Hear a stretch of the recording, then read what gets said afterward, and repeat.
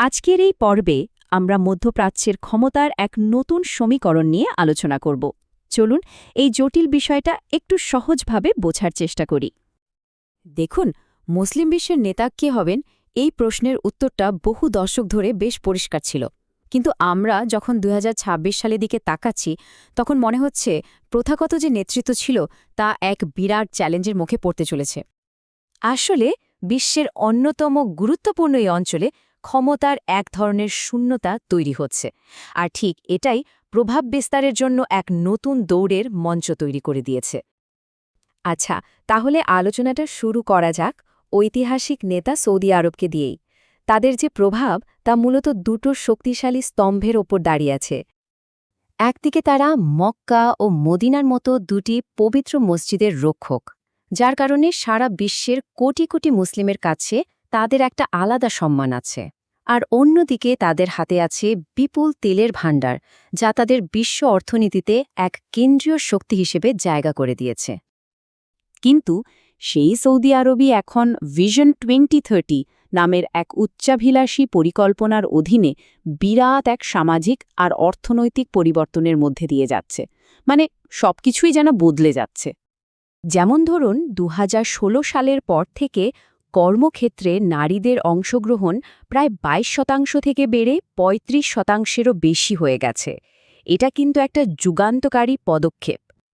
তো একদিকে যেমন তেল বহির্ভূত খাত থেকে আয় বাড়ছে, অন্যদিকে সমালোচকরা নিয়মের মতো বিশাল মেগা প্রকল্পগুলোর বাণিজ্যিক কার্যকারিতা নিয়ে প্রশ্ন তুলছেন। বলা হচ্ছে এই প্রকল্পগুলো আসলে কতটা সফল হবে, আর এটাই সৌদি আরবের জন্য একই সাথে সুযোগ এবং ঝুঁকি দুটোই তৈরি করছে। আর ক্ষমতার এই পরিবর্তনের সময়ে মঞ্চে প্রবেশ করছে নতুন কিছু প্রতিযোগী। আর মজার ব্যাপার হলো তাদের প্রত্যেকের কৌশল কিন্তু একদমই ভিন্ন। প্রথমে যদি আমরা সংযুক্ত আরব আমিরাতের দিকে তাকাই, তাহলে দেখব তারা কতটা বাস্তববাদী আর আধুনিক। তাদের মডেলটা প্রতিবেশী সৌদি আরবের থেকে একেবারে আলাদা। এই ডেটাগুলো দেখলেই দুটো ভিন্ন পথের ছবিটা পরিষ্কার হয়ে যায়। একদিকে সংযুক্ত আরব আমিরাতের উন্মুক্ত বাণিজ্যভিত্তিক অর্থনীতি, যা সারা বিশ্বকে কাছে টানছে, আর অন্যদিকে সৌদি আরবের আরও একটু রাষ্ট্রচালিত, বলা যেতে পারে আত্মকেন্দ্রিক উন্নয়ন মডেল। এরপর আসা যাক তুরস্কের কথায়। তুরস্ক কিন্তু কোনো আরব শক্তি নয়, কিন্তু তাদের একটা ঐতিহাসিক আকাঙ্ক্ষা আছে অটোম্যান সাম্রাজ্যের সেই হারানো গৌরব ফিরিয়ে আনা এবং ইসলামী বিশ্বের নেতা হিসেবে নিজেদের প্রভাব আবার প্রতিষ্ঠা করা।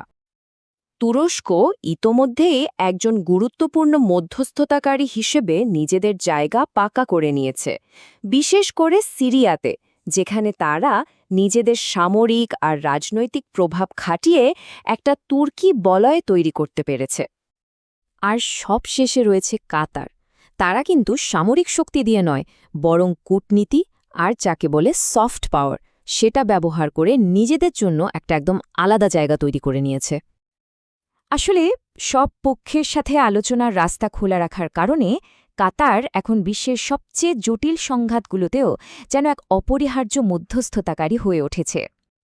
তো এখানে মূল প্রশ্নটা হল, নেতৃত্বের এই দৌড় ঠিক এখনই কেন এত গুরুত্বপূর্ণ হয়ে উঠেছে? হঠাৎ করে কি এমন হল? এর একটা বড় কারণ হল এই অঞ্চলে মার্কিন যুক্তরাষ্ট্রের ভূমিকা নিয়ে এক ধরনের অনিশ্চয়তা তৈরি হয়েছে। তাদের ভূমিকা এখন আগের চেয়ে অনেক বেশি খণ্ডিত আর কম অনুমানযোগ্য।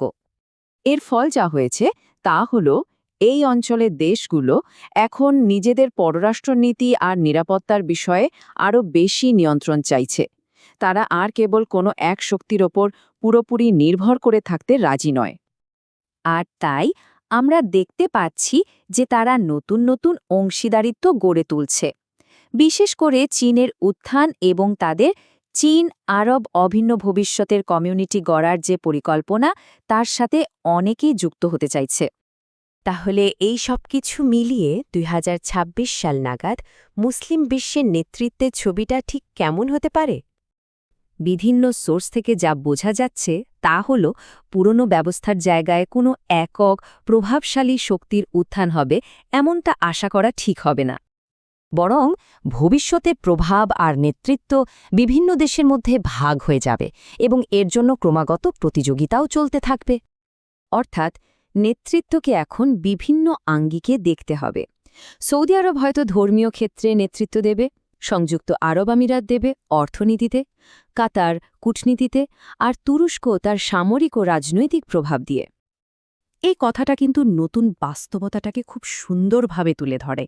নেতৃত্ব এখন আর একক ক্ষমতার কোনো পিরামিড নয়, বরং এটা একটা সমন্বিত প্রভাবের ব্যবস্থা হয়ে উঠছে। তাহলে শেষ কথা হলো, ক্ষমতার কেন্দ্র আর এক জায়গায় থাকছে না, এটা বিভিন্ন শক্তির মধ্যে ভাগ হয়ে যাচ্ছে। এর ফলে বিশ্ব রাজনীতিতে হয়তো একটা অস্থিতিশীল পরিস্থিতি তৈরি হতে পারে, কিন্তু একই সাথে নতুন সম্ভাবনার দরজাও খুলে যাচ্ছে। এখন দেখার বিষয় হলো ভবিষ্যতে এই অঞ্চলের গতিপথ ঠিক কোন দিকে যায়।